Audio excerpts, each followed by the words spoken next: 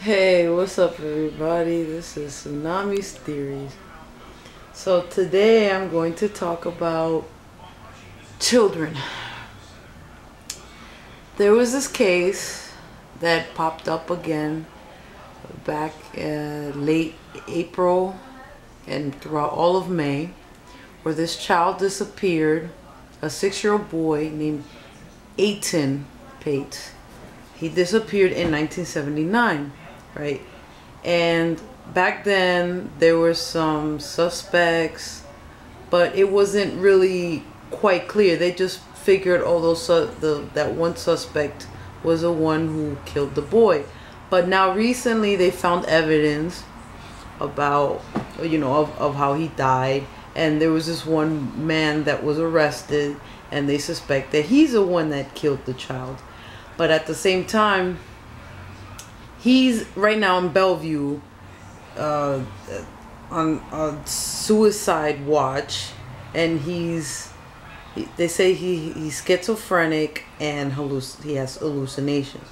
So they think he might be the one because he confessed like years ago and he confessed now. But then again, he's in Bellevue, and they say he has schizophrenia and hallucinations. So who knows what really happened?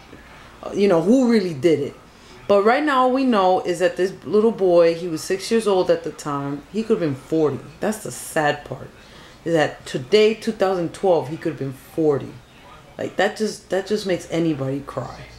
So this little boy, he was going to school. Actually, he was going to the bus stop. I'm just telling the story for those who don't know. This happened in Soho, in Manhattan. He was walking to the bus stop, right? And I guess he went to go get some soda, and eventually somebody must have, like, that guy that they suspect, that the guy that they now suspect could have been it. He said that he lured the child with soda, like telling him, "Oh, come with me," right? And then after that, they say he said that he killed the little boy. Like, he suffocated him, he put him in a bag, put him in the trash, and that was it, right?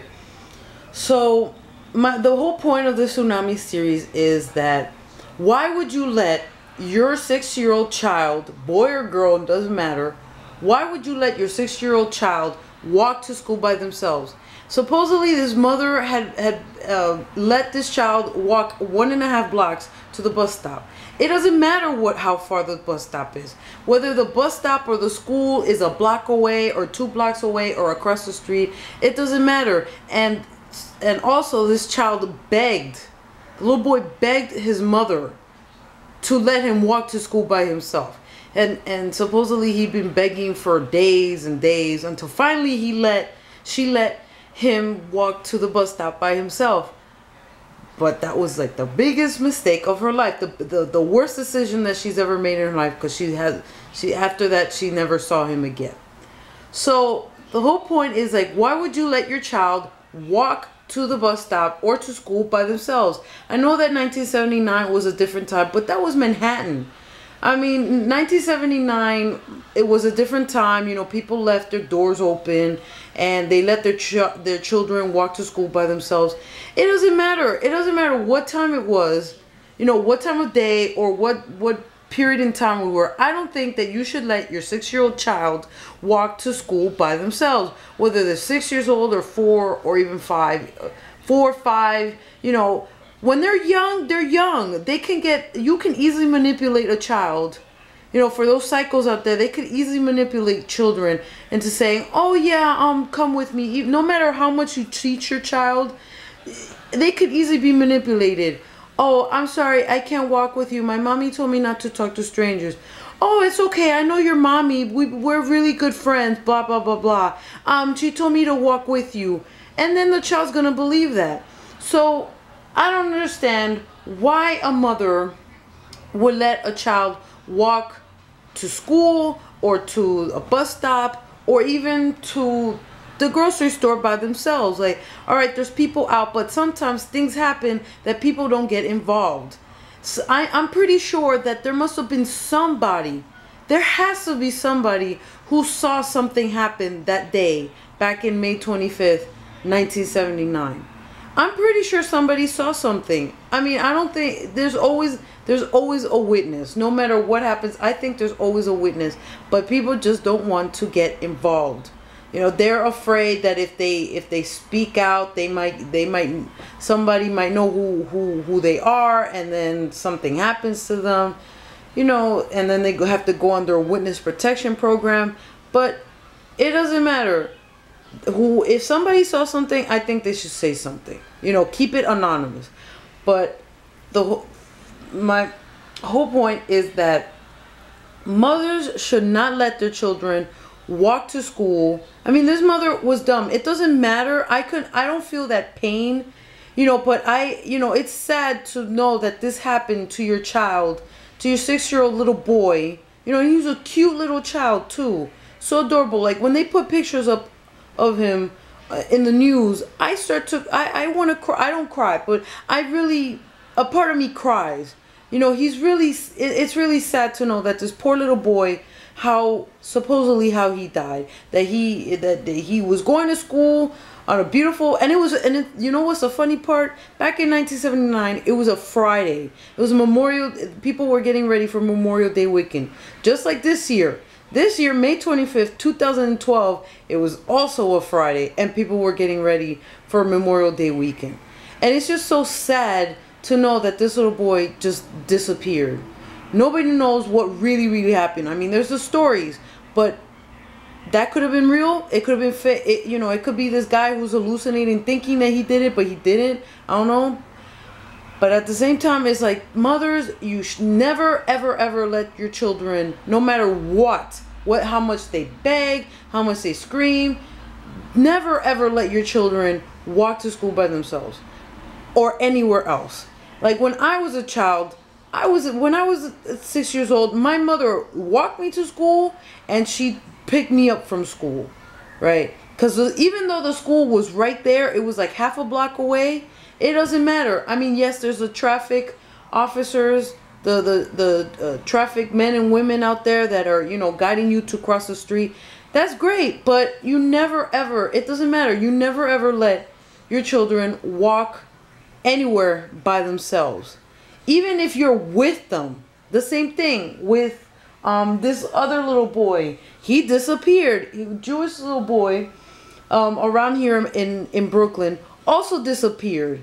I don't remember the story right now because that was like a year ago. But basically his mother let him walk somewhere by himself. And I think he wasn't 6 years old, but he must have been like somewhere between 6 and 10. He wasn't even in junior high school yet. You know, he wasn't yeah, I know he was like between 6, I think he was 10. But anyways, the whole point is that you never let your child walk to school by themselves anywhere, because crazy people come up to, some guy walked up to the child and lured him, something happened, and then they were trying to find him, and then maybe like 2 days later they found out that he was killed. A man killed him, and it surprised me because it was a Jewish man, and usually, you know, it shouldn't be something weird to me, but you never usually hear about Jewish people killing other Jewish people. And also the same thing back in the 80s with this guy, I think his name was John Walsh. He's a big guy now. He's the guy who's solving crimes on America's Most Wanted, right? How did he start doing that? Because his little boy disappeared. And guess what? Because his mother, I know disrespect, but his mother was stupid enough. And this is what happened. His mother was stupid enough. They went to Sears. She had to go buy something. His mother was stupid enough to leave him there by himself while he watched other boys play video games. She went to go do something. She came back, and guess what? He wasn't there anymore. And then they found him. I don't know how long it took, but later on they found his decapitated head somewhere in a river, and I'm pretty sure I don't know if they found his body. I'm pretty sure they did. But it's sad to hear about these little boys and girls who's gone missing and body parts found, you know, here and there, or the worst part of it is you never find your child. You know, and even back then in the 80s, it was a different time, but still, you never leave your child. I know that the child wants to stay there and watch other little boys play video games. Yes, you want the child to do that. You want the child to experience life, but he's too young. I think he was also 6 years old, and his name was Adam. And they had there was a movie about him too. They made a movie about him that and I watched it like I think like a week ago, and it's sad to hear about this, about stories about little boys and girls who disappeared. You know, maybe it might not be the mother who left them by themselves. It might be that they're playing out in the yard by themselves, and next thing you know, somebody comes and takes them. You know, either way, you never leave a child. There's no excuse to leaving a child by themselves, no matter where they are. In a park, you always have to, in a park, you should always look out for your child. If you're in a store, you never leave them in a big department store like Sears or JCPenney or Macy's. You never leave your child. Doesn't matter what they want to do. You should stick by them all the time. Like, these parents are stupid enough to leave their children there by themselves. I don't care if they're screaming or whining. No, I want to stay here. I don't want to go with you. It doesn't matter.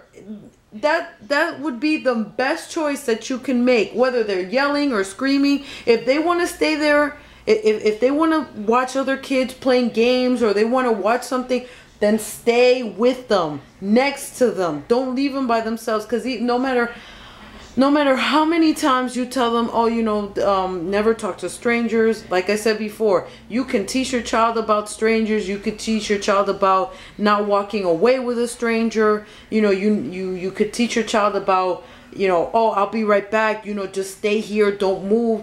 It doesn't matter. The child is, like I said before, the child could be easily manipulated, and the child wants to discover new things. I remember when I was a child, you know, I was with my mother, and I want to go somewhere else, like, ooh, I want to go here, ooh, I want to go there. But my mother always stuck by me. She never left me by myself, because that's the stupidest thing you can do when you have a child, is leave your child by yourself, or let your child walk out into the street by themselves. Doesn't matter what time and period it was, or what time of the day it is. You never do that, ever. Even if the bus stop is right there in front of the school, go take your child with you. Go with your child. Walk outside with your child, and you always hold hands with your child.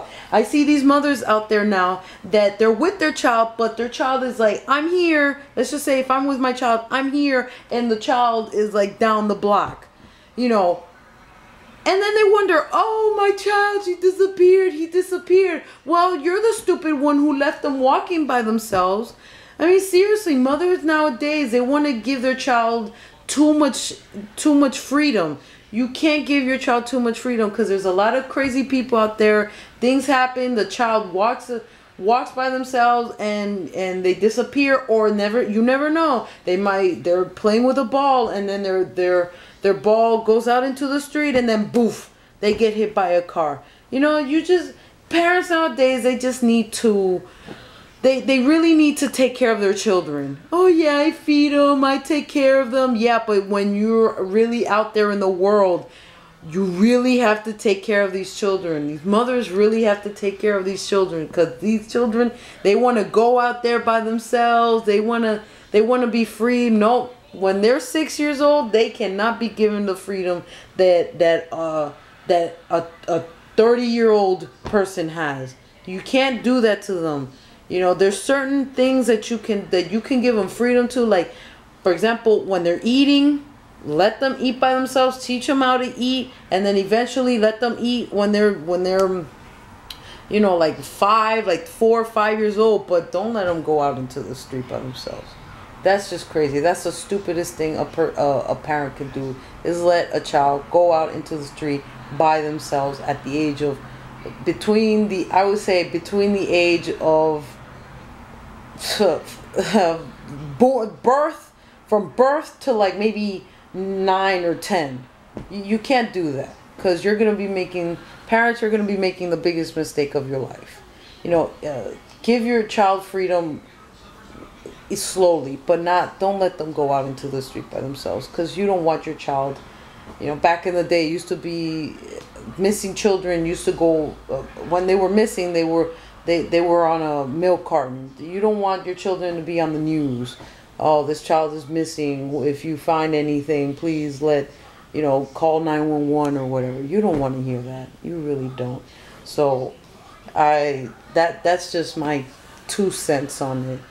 And just please be careful. It's sad enough when mothers and fathers, guardians, they lose their children.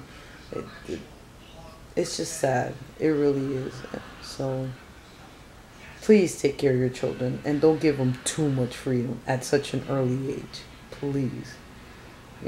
And not only that, but they would have too much freedom that they want to go out with friends, and then they want to do some bad stuff. And no, you gotta also keep an eye on them too. Whether they're 4, whether they're 10, whether they're 12, keep your eye on them, because you don't want your children to be, missing, or find body parts of them, or never see them again, or just even hang out with people that you don't want them to hang out with. So please be careful out there. All right. So that's my Tsunami theories for now.